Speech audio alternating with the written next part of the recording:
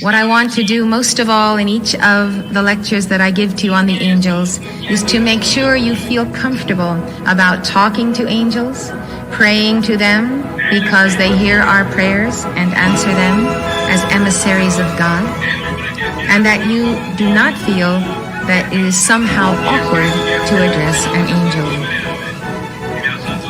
So, you want to contact your higher self. Is there anybody here who doesn't want to contact your higher self? So it's Joe Field who's going to help us do this. You want this to happen. You don't need flowery language. You don't need a long, sonorous prayer. You simply need to say, beloved. You address the angels as beloved because they are the beloved of God. And it is a term of respect and devotion. Beloved Archangel Jophiel and Christine and legions of light, I need your help. Come to me now. Help me. Help my soul to make contact with my higher self. I want to commune with that part of me. I want to become my higher self here on earth. I want to be able to do those greater things that Jesus promised me I would do because he is in the heart of the Father. Oh, Jophiel and Christine, correct me, reprove me, show me what is acceptable and not acceptable in the sight of God. Teach me the way. I am but a child. I would learn. I would listen. Come into my house. Help my children. Help my marriage. Help my family. Help me in finding the job I need to support myself and those who depend on me. This is the way you talk to angels. It's the way you talk to God. It is a prayer of the heart. Your heart is on fire with the love you have for God and his angels, and on fire with the desire to truly walk in the shadow of the Almighty. Archangel Jophiel and Christine are teachers of mankind. Their legions of angels are teaching you every day. The thoughts that angels pass so easily into our minds that we say, I have an idea. We are so accustomed to saying to ourselves that our ideas are our own. Have you ever taken a step backwards and out of yourself and just observed your mind? You observe your mind when you get an idea.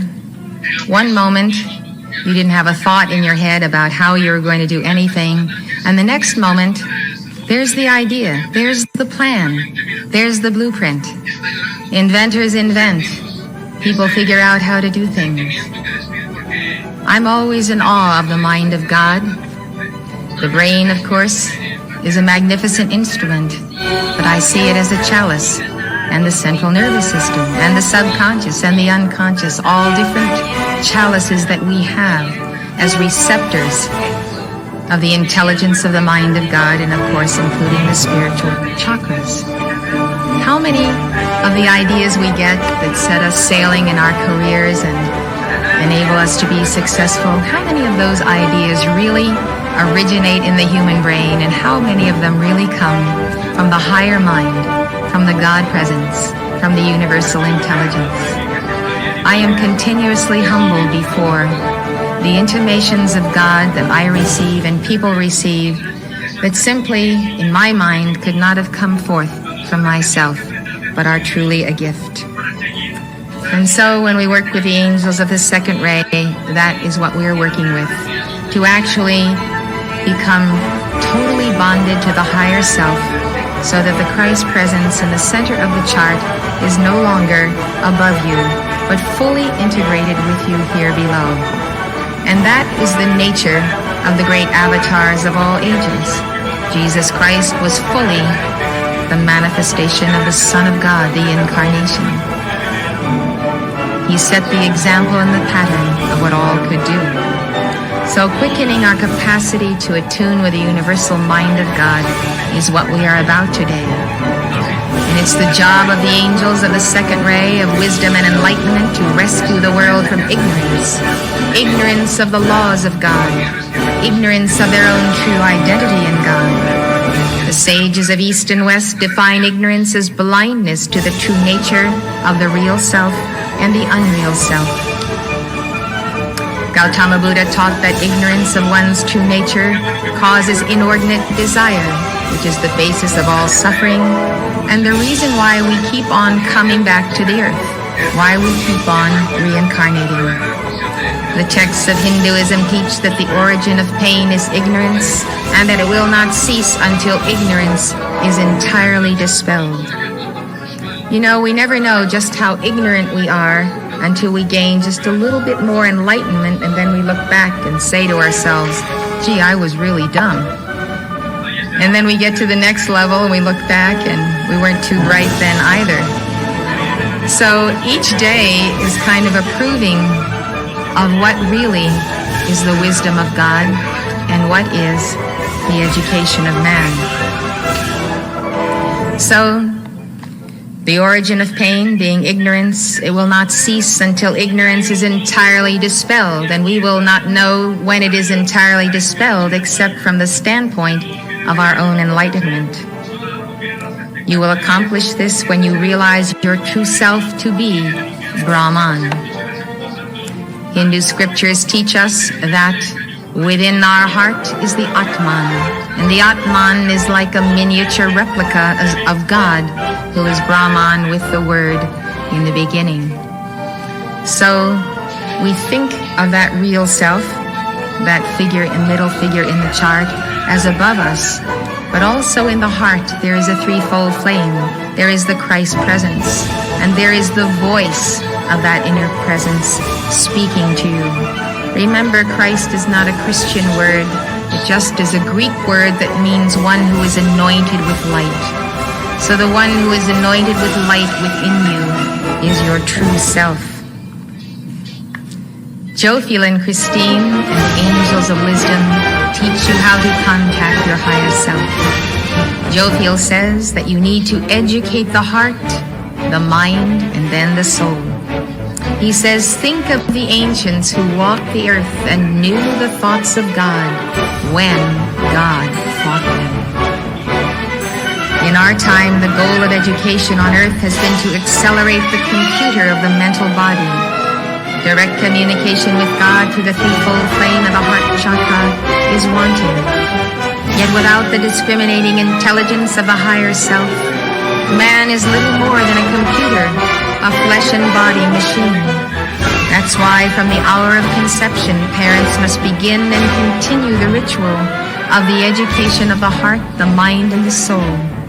Then man will realize his potential to become a son of God. Archangel Jophiel is specifically concerned about the deplorable state of education in the United States. His angels are relentless in their warfare against ignorance, mental density, and mediocrity, as these affect the minds of educators and students and lower the standards of institutions of learning. He says that these negative attitudes detract from the crispness of the Christ qualities that belong to and are the inheritance of the children of the Son. Your call to Jophiel and his legions compels their answer. This is the law of God. Angels were created by God to be our caretakers. When we call to them, and our call is according to the will of God, they are compelled to answer and to assist us. We don't always see the obvious answer, but in this way and that way and roundabout ways, we find things coming together in our lives. The Archaea Christine says, "Call to me to intercede before the cosmic Christ in your behalf, to release advanced teaching methods to the parents, teachers, and sponsors of youth. Will you not pray that the world teachers and the hierarchies of illumination might release to instructors in every field as well as to yourselves new and advanced methods of teaching all subjects? We have released methods through Maria Montessori and many other educators. There is so much more that we can deliver to those who will listen. Jophiel will teach you how you can commune with the mind of God and experience self-knowledge. The angels of wisdom are ready and waiting to help you, at your signal, absorb the elements of the mind of God. Archangel Jophiel once remarked, "Do you know that a single mind transformed by the mind of Christ is a catalyst for quickening the minds of the population of an entire planet?" That is what the Christ incarnate, the Buddha incarnate, can do. As I said earlier, Paul said, "Let this mind be in you which was also in Christ Jesus." Paul himself witnessed the mind of Jesus as being one with the mind of God. Many Christians believe they cannot be like Jesus.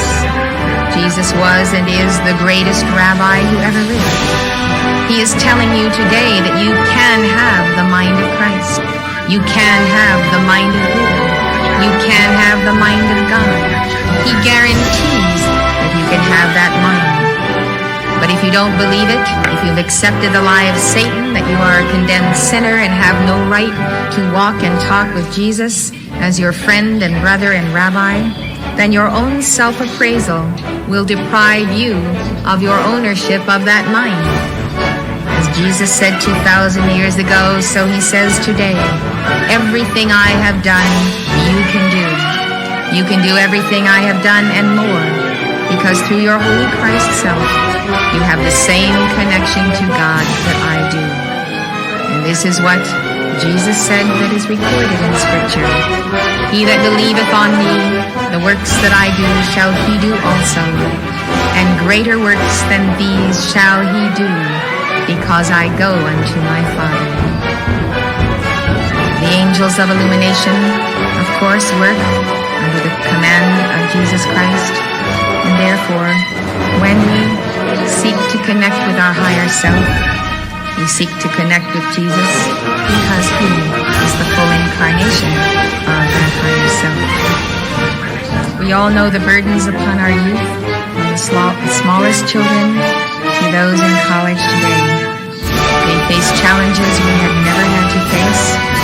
Think of all the children nearest you, your extended family, the children in your community, your city, and the children of the whole world.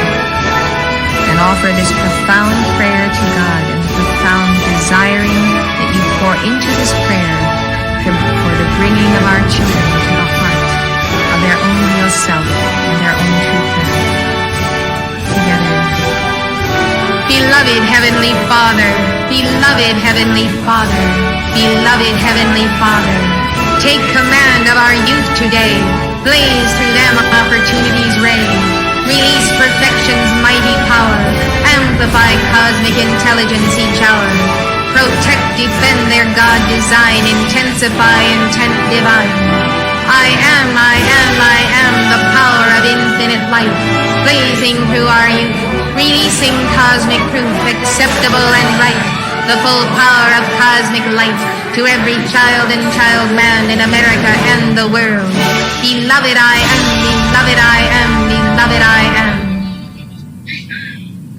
When you feel burdened and you just don't know what to do or where to turn because children you love of any age are very burdened and perhaps going the way that does not seem right to you, pause a moment and give this little mantra 3 times, 9 times, with all the love of your heart. Call to any of the 7 archangels, Jophiel and Christine. Call to God, the heart of Jesus, Kuthumi Gautama, and pour your heart out to God and see what the return will be for God's ministering angels.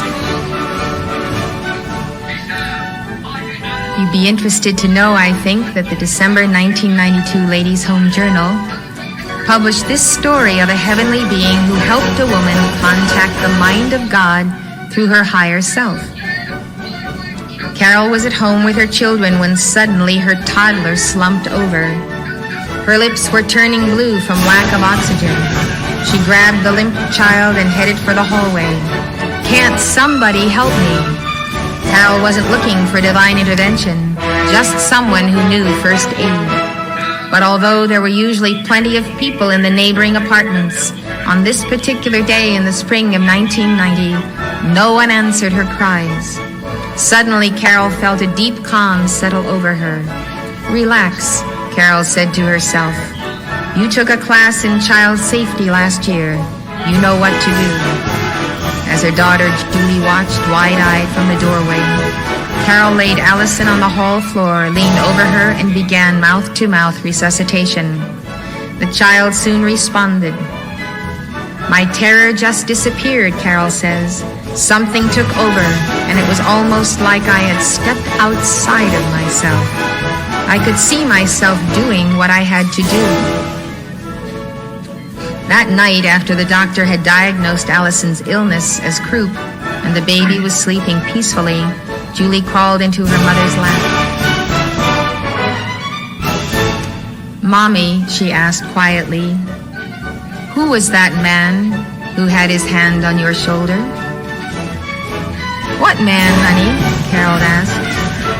"The man, Mommy. The man who had his hand on your shoulder while you were helping Allison breathe." The child's eyewitness account of the helper being a man rather than an angel allows us to conjecture that he could have been Carol's Holy Christ self, whom we call our chief guardian angel, or even an ascended master. I say this because children know that angels have wings and that men do not, and the child called him a man. So I think that when Carol says that something took over and she was standing outside of herself, that she is describing the overshadowing of that presence, that chief guardian angel, one with the mind of God. Lanto's prayer, that is next in the yellow pages, is a wonderful fiat to give.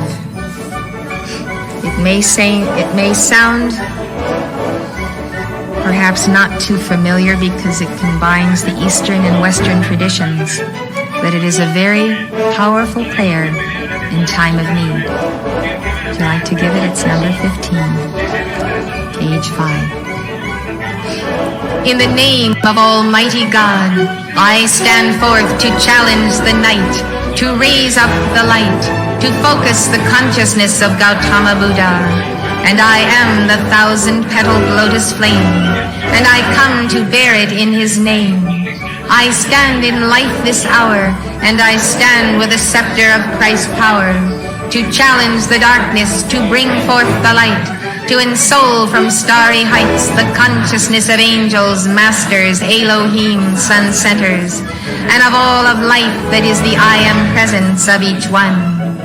I claim the victory in God's name. I claim the light of solar flame. I claim the light. I am the light. I am victory. I am victory. I am victory. For the Divine Mother and the Divine Man-Child, and for the raising up of the crown of life and the 12 starry focal points, that rejoice to see the salvation of our God. Right within my crown, right within the center of the sun of Alpha, it is done. Archangel Jophiel says that if you want to be in control of your life, then you must have access to the Christ mind. And to do that, you must walk the path of the imitation of Christ. When you hear yourself saying things you know Jesus wouldn't say, take note that you are far, far from your holy Christ self, as well as from Jesus. The Christ presence separates itself from human discord. It rises to heavenly octaves of spiritual harmony. When Peter was not in the right vibration, Jesus rebuked him, saying, be ye far from me. Thou savorest not the things that be of God, but the things that be of men.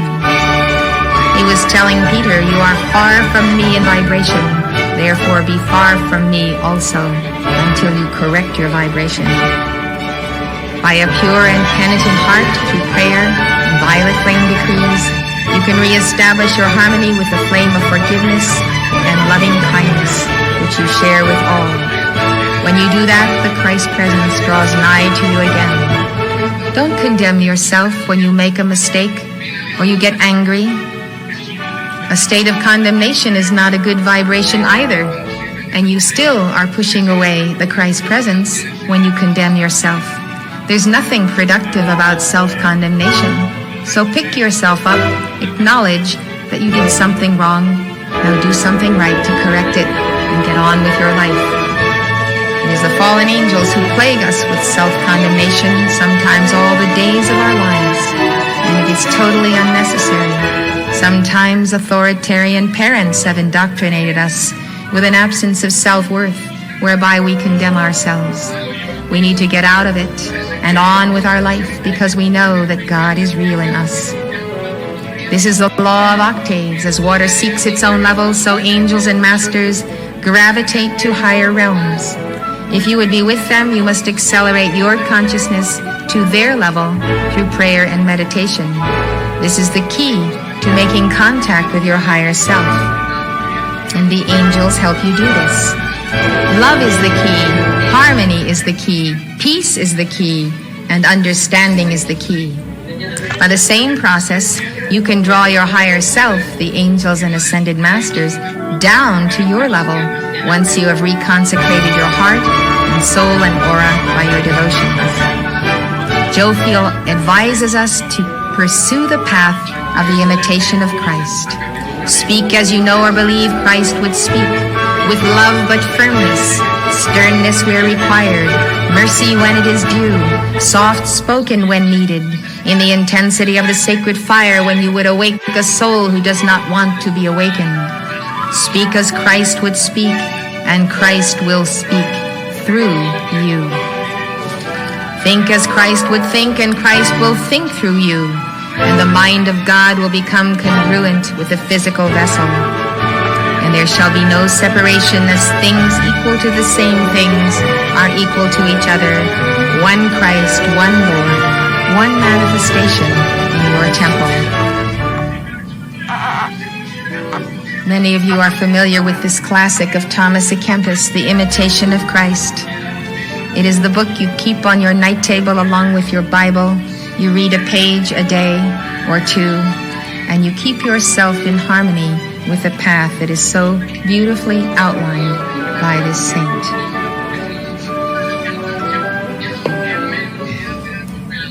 Jesus and Kuthumi dictated this work. It's called Corona Class Lessons for Those Who Would Teach Men the Way. It gives their profound interpretation of Christian principles and doctrines according to the teachings of angels and Jesus and Kuthumi, who are world teachers. It helps you to make a transition from scripture and doctrine into the more universal awareness of the path of personal Christhood. There's a very wonderful section on sin and seeing through sin and getting past sin. It's just a wonderful little handbook on our path. Archangel Jophiel and Christine teach you to call upon their untold legions of angels to help you with the most minute details of your personal life, just as easily as you call upon them in matters of national and international crisis. Don't underestimate what the angels can and will do for you. Just try it out. Just prove that it's true, what I'm telling you. One of my students told me this story. When I was driving home with some fellow students after attending Summit University, my car developed a problem and began to seriously overheat. None of us had any more money to spare, and we were going home on a wing and a prayer, literally. Each time the needle started creeping up hotter and hotter, I would make fiery calls to the angels and nature spirits. I told the people in the car to hold the visualization and thought form of snow, of crystal clear, cold mountains, streams, and ice all around the whole engine. Then we would watch the needle immediately go right back down as the temperature dropped to normal. It was such a wonderful testimony to the power of the Word and the intercession of heavenly helpers. So visualization is very important.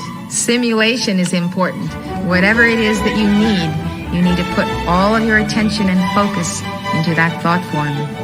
When you call on the name of God and Jesus Christ to an archangel to help you, he is bound by cosmic law to help you. The archangels do your bidding as long as your requests are keeping with the will of God, as I said, and then as long as you submit to that will. This is an example of an invocation. Beloved Archangel Jophiel and Christine, I ask you to lock the mind of God over every man, woman, and child over this planet, that we might see and know and be the living truth, that our leaders might give us true leadership, and that they might reach the right resolution of all problems facing the governments of the nations. Archangel Jophiel and Christine, we call to you and we accept it done right now in full power in answer to our call. When you make a call like that to Archangel Jophiel and Christine, accept that they have answered you instantaneously. In this case, I accept that they have locked the mind of God over every single person on earth. Now then, after the call comes free will. Some people will accept that mind. Some will be healed by it. Some will reject it. They may unconsciously reject it, or they may consciously reject it. Why do we make calls? Why do we have to call to angels? Why don't they just help us without our giving prayers and directions? The crux of the matter is that we exercised free will. We left the realms of perfection.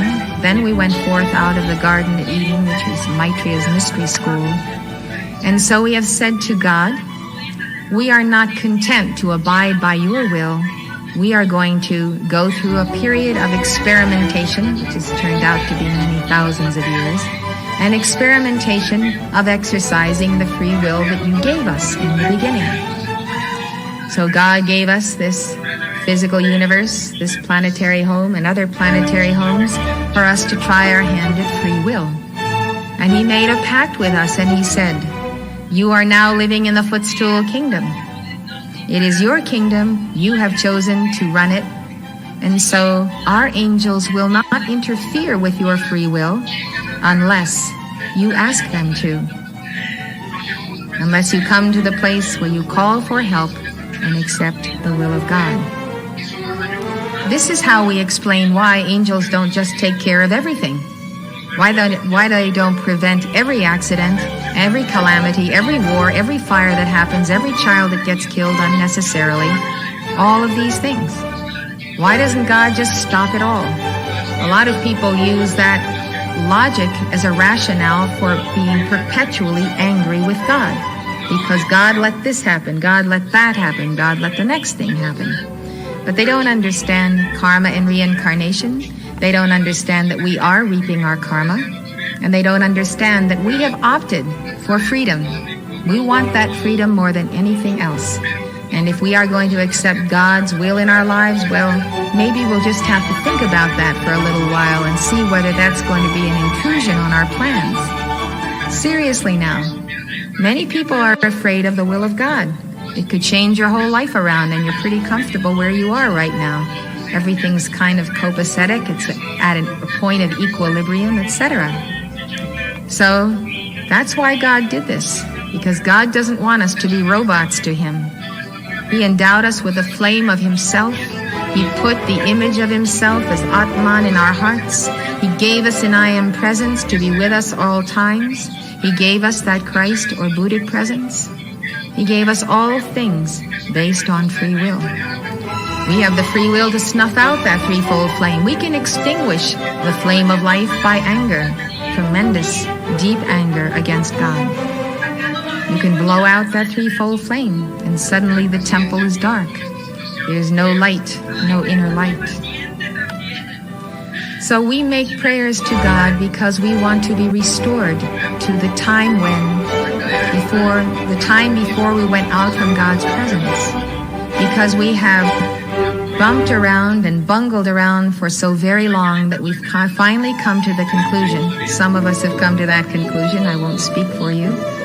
But some of us have come to the conclusion that it's just no use trying it your own way with your own free will, because sooner or later things just don't go right. So you've decided to try God's will and to call for that will daily in your life, and to offer that prayer to God that wherever his will takes you, you will go. You will follow that will wherever it takes you, and you will maintain a listening ear to obey the inner voice of God. So that is a wonderful relationship to be in with the angels and with God. So because we are in the footstool kingdom, and the rule here is we all have free will, if we want intercession, if we want the divine presence in our lives, we have to pray for it. And when we do so, we have to be sincere, and we have to go along with the answer. So this is why, since yesterday evening, I've been talking to you about how you pray to God, how you pray to angels. Because you are sons and daughters of God, you can command angels. And in the prayer that I just gave, it's an example of prayers I give often. I make sweeping calls so that I am giving the authority on behalf of my own heart and my own Christ presence to the angels. As I said here, to lock the mind of God over every man, woman, and child on this planet. And they will do that, and that's a big assignment. It takes millions of angels to do that. The idea is to keep the angels busy because they are our caretakers. They want to help us. They want to do the works of God. So we need to make calls daily.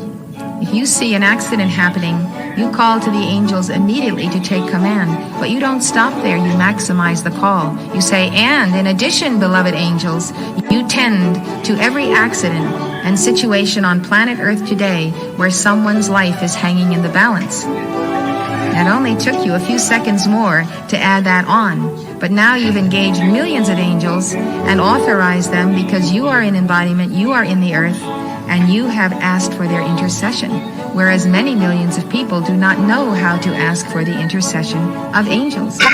So you are offering prayers on behalf of many, many people who are suffering, and yet know not this particular teaching on intercession. So when you make that kind of a call, and the angels perform the action, then you do come into free will. And as soon as an individual for whom they have given a portion of the mind of God says, I don't want that mind, it's interfering with my life, it is simply withdrawn from them, because the angels will never interfere with free will. You're watching Elizabeth Clare Prophet, world-renowned author and founder of Summit University. Summit University is located at the beautiful Royal Teton Ranch in Park County, Montana, just north of Yellowstone National Park. If you'd like more information, call 1-800-245-5445. That's 1-800-245-5445.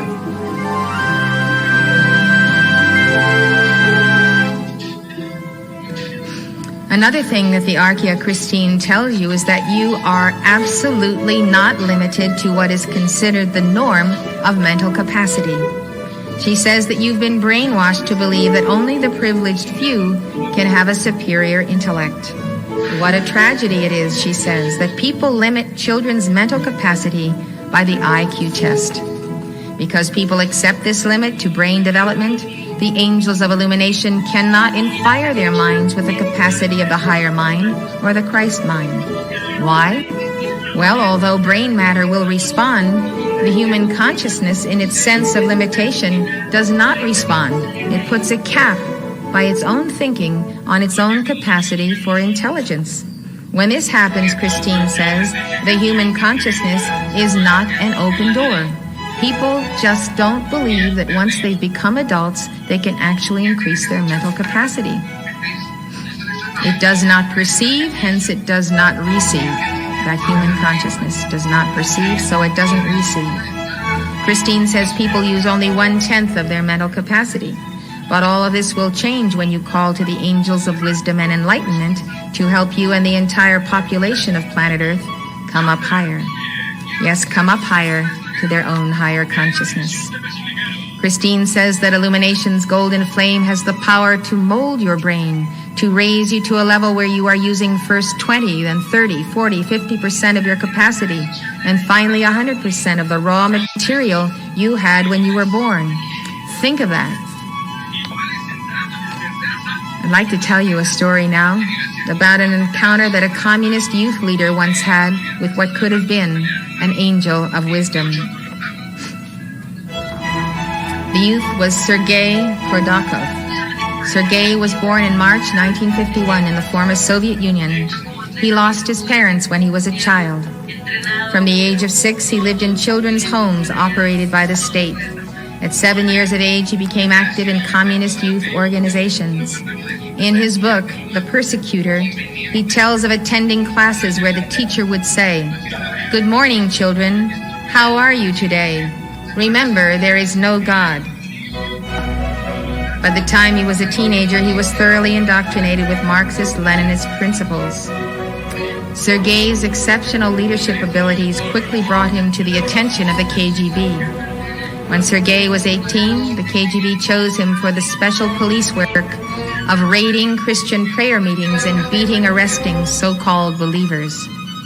Over a period of 2 years, Sergei led more than 150 raids. During his last raid, he had an experience that completely changed his life. He spotted an old woman who was fervently praying for the forgiveness and conversion of her attackers. As he lowered his club to strike her, someone seized hold of his wrist so tightly that it pained him. He turned around to hit the one restraining him, but no one was there. Sergei was so stunned that he dropped his club and ran crying from the scene. In his book, Sergei doesn't attempt to identify the unseen presence that restrained him, but he never again persecuted Christians.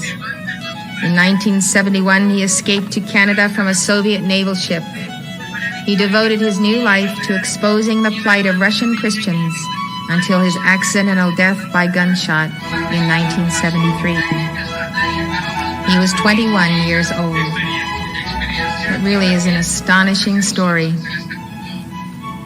I know that power of the restraining arm of God. I've seen it upon people who were in an ultimate state of anger, and I've seen them become powerless by that presence of an angel. It's really an amazing thing, number one, to feel the power of an angel. It does not allow you to move, and to see how it is so tangible and so physical. Next, I have to give you a supreme example of what can happen when an archangel like Jophiel makes a fiat and we respond and work hand in glove with the angels. In 1963, Archangel Jophiel spoke through my late husband and teacher, Mark Prophet, who was also my twin flame. And he told us that nicotine affects the functioning of the brain, the heart, the lungs, and the central nervous system. He said that if people would break the smoking habit, they could receive a greater flow of spiritual illumination. What happened following this is the major turnaround that we have had in cigarette smoking in America. In 1988, Surgeon General's report on the health consequences of smoking said, Nicotine exposure in long-term tobacco users is substantial, affecting many organ systems. Nicotine that enters the blood is rapidly distributed to the brain. Once in the brain, it alters brain energy metabolism. Nicotine and smoking exert effects on nearly all components of the endocrine and neuroendocrine systems. With regular use, levels of nicotine accumulate in the body during the day and persist overnight. Thus, daily tobacco users are exposed to the effects of nicotine for 24 hours each day. End of quote. As you all know, cigarette smoking is a major cause of death in the United States. Smoking tobacco products is the primary avoidable cause of death in America. Approximately 400,000 deaths in the United States each year are linked to smoking. This is more than the number of deaths caused by alcohol and other drugs combined. There are some 4,000 chemicals in cigarette smoke. Several of these are known as carcinogens. Smoking increases the incidence of heart disease as well as cancer in the lungs, larynx, esophagus, bladder, pancreas, and kidneys. Smoking during pregnancy increases the risks of spontaneous abortion and infant deaths. Former addicts and alcoholics say that tobacco is a tougher habit to kick than heroin or alcohol. Joe Fiel announced in 1963 that the Lords of Karma would in due course take action against those who have trafficked in tobacco and nicotine, causing the untimely death of millions. He said that karmic law would require the tobacco companies to pay to the last farthing the burden they had imposed upon the youth of America and the world by promoting the smoking habit. Archangel Joe Fiel spoke directly to those addicted to nicotine and told them that nicotine creates a density in the brain, preventing the divine intelligence from flashing forth through the receptacles of the brain. When people set aside the smoking habit, they will find that this will increase the flow of spiritual illumination to them through the brain and central nervous system, said Joe Fiel. He said that the lords of the tobacco industry have sold their souls for a mess of pottage, and they will have to re-embody to balance every jot and tittle of their karma. Joe Fiel said, "The great law requires it, and let none think that they can escape, for it is not the intent of the karmic law to permit them to escape until they have paid every last farthing of that which they have imposed upon the youth of America and the world by creating those vicious and pernicious habits which distort the consciousness and warp the power of the great God flame in its action to the force field of mankind." End of quote. We can see from all of our studying of Joe Fiel today why he would be so concerned, because he cannot bring about the enlightenment of people when their brains are coated with nicotine and these 4,000 chemicals that are in tobacco. So the brain is no longer a receptacle of light, and he sees people who have light, who are servants of the light, who are so overcome by the smoking habit that effectively he can no longer reach them in this lifetime because of what tobacco and nicotine have done to the brain. So this archangel decided to make it his crusade and the crusade of all of his angels. As a result of Archangel Joe Fiel's dictation, cigarette smoking came under the scrutiny of the United States government. 4 months after Joe Fiel's pronouncement, the Public Health Service released a report that linked cigarette smoking to cancer. The federal government also began to restrict advertising by the tobacco industry. In 1965, federal legislation required that all cigarette advertising and packaging carry a warning label from the Surgeon General about the health effects of smoking. In 1970, a federal law banned all tobacco ads from television and radio. In 1987, smoking was prohibited on domestic airline flights of 2 hours or less. In 1990, the ban on smoking was extended to virtually all domestic flights. On June 24, 1992, the Supreme Court ruled that the warning labels that appear on cigarette packs and advertisements are not sufficient to protect the tobacco industry against lawsuits. Injured smokers may now sue tobacco companies for concealing or falsifying scientific and medical data on the health risks of smoking. Individuals may also sue tobacco companies for conspiring to misrepresent or conceal this data. In 1992, another new development in the battle against nicotine was the circular nicotine skin patches. Each patch contains pure nicotine in a much smaller amount than is found in a cigarette. When you put it on your arm or torso, it slowly releases a 24-hour supply of nicotine into the bloodstream. Some patches come in graduated doses, allowing smokers to wean themselves from nicotine by applying successively smaller patches. The patches do reduce withdrawal symptoms and help some people quit smoking, but they don't treat the psychological addiction to smoking, which can be the hardest part of quitting. There are also side effects to using patches. More than 1/3 of the users experience burning and itchiness under the patches, sweating, diarrhea, a dry mouth, nervousness, insomnia, and muscle pain. Although there have not been any long-term studies, initial studies show that patches can double the success rate for quitters when combined with special counseling. In January 1993, the Environmental Protection Agency reported that secondhand cigarette smoke is a human carcinogen and kills about 3,000 non-smokers a year who die of lung cancer. The report also states that inhaling secondhand cigarette smoke increases the risk of pneumonia and bronchitis and middle ear disorders in children. It also increases the severity and frequency of asthma in children. A spokesman for the major anti-smoking organization says that the EPA's conclusions will likely motivate state governments and local governments to enact further regulations limiting smoking in public places. These findings could also lead OSHA to regulate smoking in the workplace. The EPA has a second report claiming that secondhand smoke is linked to 37,000 heart disease deaths a year, but the agency decided not to release this report. We ought to make our calls that they do release it. Archangel Jophiel's fiat was a dispensation for the United States of America because in this nation, more than any other nation, people had already learned throughout this century how to call to the angels, the archangels, and the ascended masters for intercession. This is a key example of a prophecy that has come true and of the very physical presence of the work of angels in our midst. It shows what the angels can do when they have the backing of the people, scientific research, and a worldwide prayer force to back them up. And that is the key.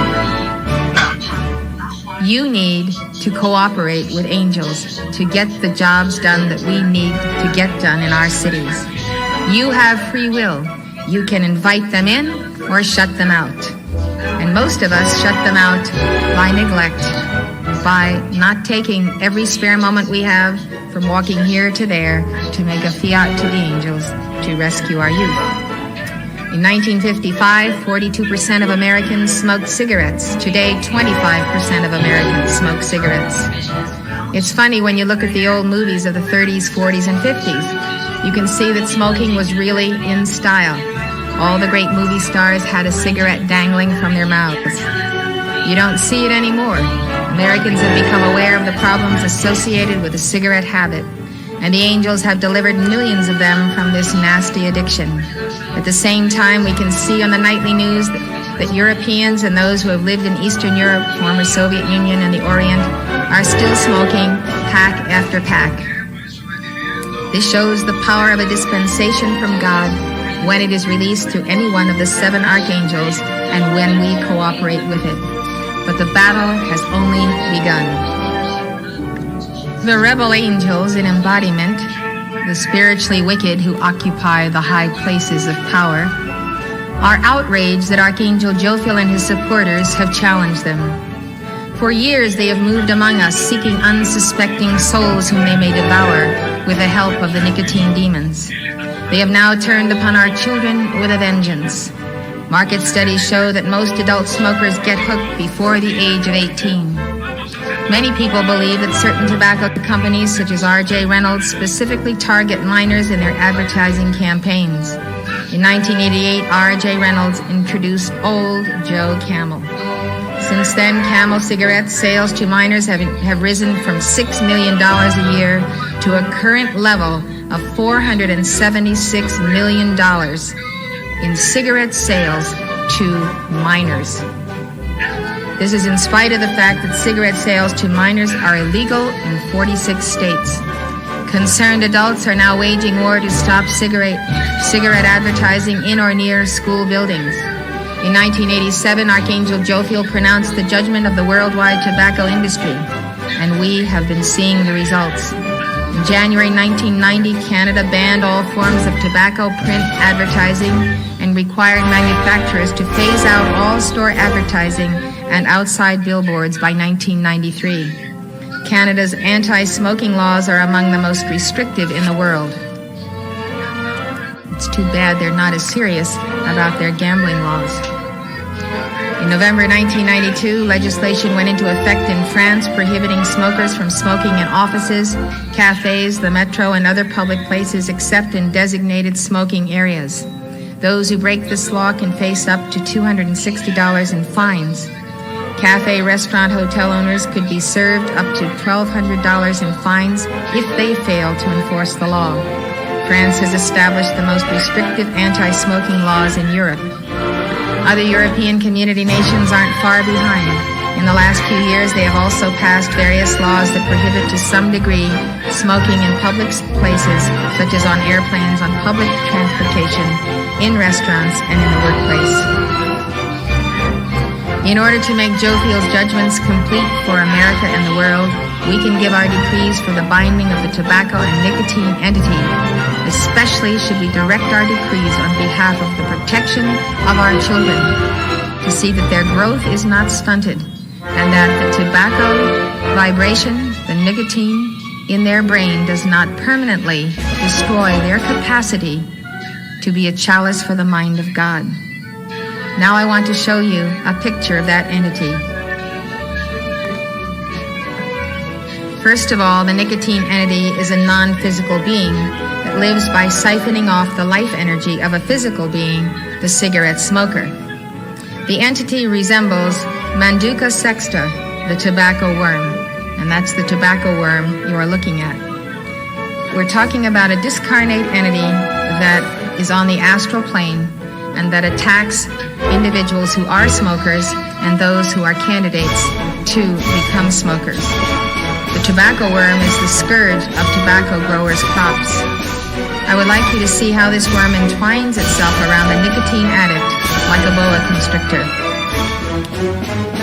This is a drawing I had done for an article published in The Coming Revolution in Higher Consciousness. Manduca sexta is the culprit. This is why it's so hard for people to kick the nicotine habit. The entity has a death grip on the brain and central nervous system. It transmits its desire for nicotine to its victim. It is this desire working through the nicotine residue in the body that binds people to the smoking habit. In addition, fallen angels multiply the autosuggestion, making the victim believe that the entity's projected desire is his own rather than that of the vicious force that it is. So you have a physical problem and you have an astral or psychic problem. I believe this is why people who've been addicted to heroin and other strong drugs still say that this is the hardest habit to break. Archangel Michael has given to us the opportunity to use his sword of blue flame to cut ourselves free from the attacks of entities of low vibration on the astral plane. So in this day and age, we need Archangel Michael, we need all the mighty archangels, and this sword is one more way that you can defend yourself from the rising of the astral sea. The astral sea is the astral plane. It's the lower vibrating level of consciousness in the earth. And because of the karma that people are making and the karma that is returning in this last decade of the century, the world is heavier, the world is darker. We see the last plagues coming upon the earth in the form of AIDS and other diseases. And so we need more protection. We need our tube of light, and we need the protection that Archangel Michael can afford us. There is a law that when you are on the path, God will not give you more light than you can protect. God doesn't want to give you light and then you are not protected and you lose your light by getting upset or provoked or out of sorts or whatever. Because when you get out of harmony, then you have a rent, a tear in your auric envelope, and so you can lose the light. So God says, I will only give you each day that portion of energy that you are able to protect. Well, we can't really protect ourselves. It is the angels who protect us. So the way you establish that protection is to call for the tube of light in the second page of the angel booklet. Call your tube of light around you as you see it on the chart behind me. And then you call to Archangel Michael to reinforce that protection by putting a cylinder of blue flame outside the tube of light. You can call this tube of light forth for everyone in your family, your loved ones. Why not maximize the call and call for that tube of light, violet flame in the center, and that cylinder of blue flame for every servant of God, every positive person, every light bearer on the planet. The archangels will take command and will protect people and save their lives. So the calls for protection are very basic and foundational when you are earnest on the path and earnest in your desire to accelerate and really get into passing the initiations of the Bodhisattvas and the Buddhas. You can do this in this life. There's no question about it. Everyone is capable of doing it. It doesn't take a PhD to make his ascension. It takes a pure heart, a loving heart, and a real sense of love and communion with the angels, and that they are our helpers, and that they are everywhere. So I just want to show you what can happen when an archangel unleashes a spiral of light for a specific cause. Since Jophiel and Christine announced the coming of cosmic reinforcements and angels of the second ray, rotating decade upon decade, now is the time to call to them for illumination and for the absolute correction of the educational systems in our schools. There will be no golden age in America and on earth unless we have a literate America. America cannot read. It cannot enter a golden age. It can't enter a golden age by watching video hours and hours a day. It can't enter a golden age because it has a spelling check on its computer to do all the work of spelling correctly for it. We simply have to be able to read because we have to be able to study the path and the teachings of the great lights of East and West so that we can follow in their footsteps. The inability to read means that we are not able to overcome a ceiling of ignorance that is preventing our children from getting jobs because they are passed along through the grades, but they never pass their tests and their grades. So we are in such a crisis in America today, as I can hardly tell you. And this is why our educational seminars are a part of both of these stumps that I am doing.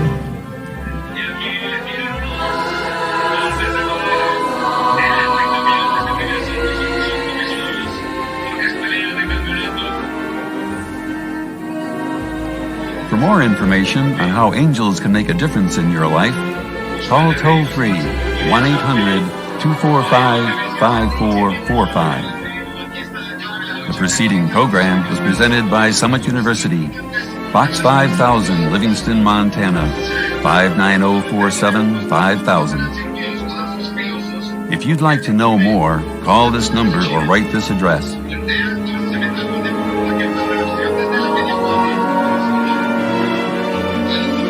For a free book on the spiritual path, call 1-800-245-5445. That's 1-800-245-5445.